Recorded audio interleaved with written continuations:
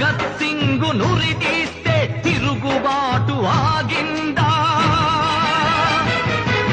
సత్తర్ హష్మిని నరికితే పాట మూగబోయిందా?